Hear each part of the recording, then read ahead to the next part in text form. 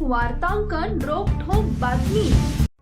चालकाचा ताबा सुटल्याने स्पिरिटचा टँकर पलटी। देवळाली प्रवरातील त्या वस्तीवरील नागरिक भीतीच्या सावटाखाली।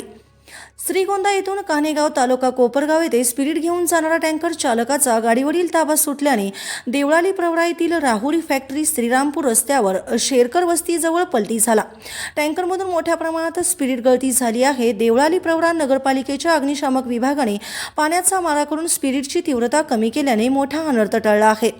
याबाबत सविस्तर माहिती अशी की बुधवार दिनांक सकाळी 8 वाजता श्रीगोंदा येथून कान्हेगाव तालुका कोपरगाव येथे राहुरी फॅक्टरी श्रीरामपूर रस्त्याने स्पिरिट घेऊन जाणारा टँकर चालकाचा वाहनावरील ताबा सुटल्याने शेरकर वस्ती येथे रस्त्याच्या कडेला टँकर पलटी झाला। टँकरमधील स्पिरिटची गळती सुरू झाल्याने नागरिकांमध्ये भीतीचे वातावरण निर्माण झाले होते।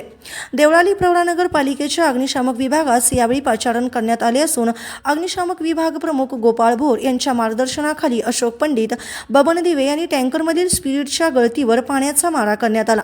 त्यानंतर जवळच राहणाऱ्या नागरिकांनी सुटकेचा निश्वास टाकला।